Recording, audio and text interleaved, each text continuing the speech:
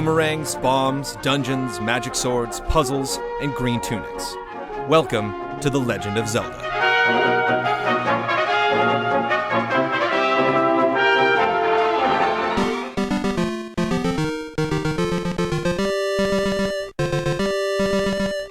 While Nintendo has helped pioneer dozens of gaming conventions that still influence the industry today, one of their trademark tactics is to cross their properties across multiple platforms and peripherals. Sometimes, this can lead to some superfluous purchases, but it can also introduce revolutionary ways to make an old formula feel like a completely new experience.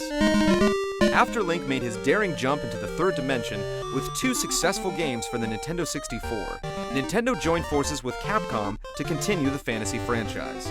Just months before they shipped their next home console, the GameCube, Nintendo added a true green to Link's tunic on the newly RGB upgraded Game Boy Color. Under the supervision of Miyamoto, Oracle of Ages and Oracle of Seasons were released on the same day in May of 2001. These dual handheld titles were originally going to be a part of the Triforce trilogy, where the two original NES games were to be revamped and included with one completely new game to finish off the acutely symmetrical package. This concept gradually evolved into an all-new trilogy-based project, where each game would represent a third of the Triforce. Unfortunately, it became extremely troublesome to link all three titles, using a brand new password system. Thus, this adventure set was pared down to only two games.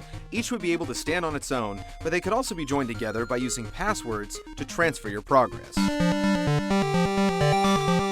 From a gameplay perspective, the two games also split the infamous Zelda formula right down the center.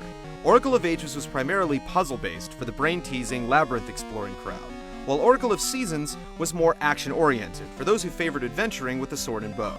These quests were unique, but incomplete without the other if you wanted a true Zelda experience. And of course, the true ending to both games. Both the Oracle adventures started the same.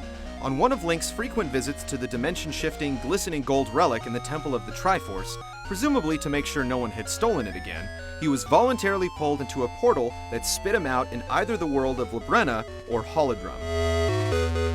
There, he met the Oracles, the singer Nehru or the dancer Din. Just as they introduced themselves to their unexpected guest, the General of Darkness, Onox, or the Sorceress of Shadows, Veron, kidnapped one of these newfound friends and threw their respective worlds off balance.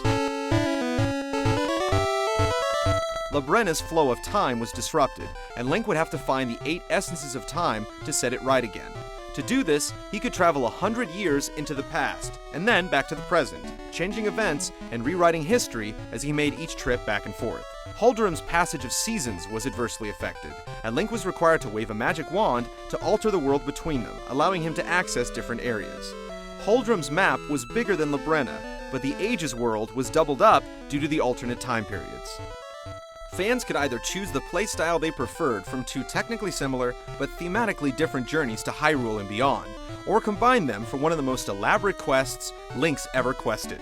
While they may be the two least played games in the franchise, they shared all the elements from their predecessors that make the series continuously impressive. 1 year later, Nintendo ported A Link to the Past to the Game Boy Advance, with a few cosmetic changes. Along with the SNES Classic, the cartridge also featured, for the first time ever, a multiplayer Zelda game, entitled Four Swords.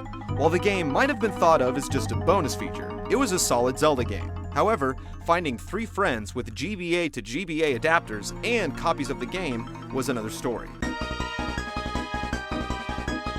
Luckily, in 2004, Nintendo released the Four Swords Adventures for the GameCube. The new version allowed one lone gamer to control all 4 little Links by snapping them into one of 4 battle formations.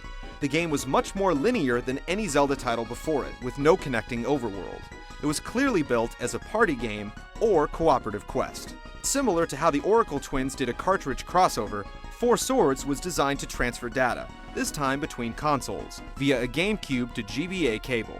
A single player could complete the adventure with just a GameCube controller, but once another player jumped in, everyone needed their own Game Boy Advance to come along.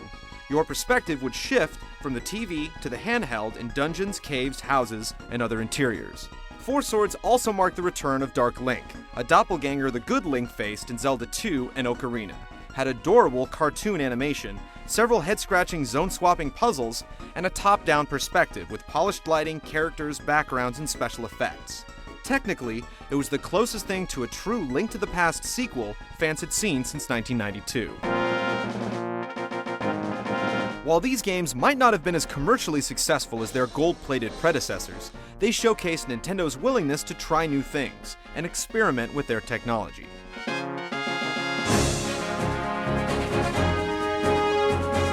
Stay tuned as we follow Link's journey back to consoles with a brand new, unexpected look in the Wind Waker, and the penultimate example of Link's handheld prowess, the Minish Cap.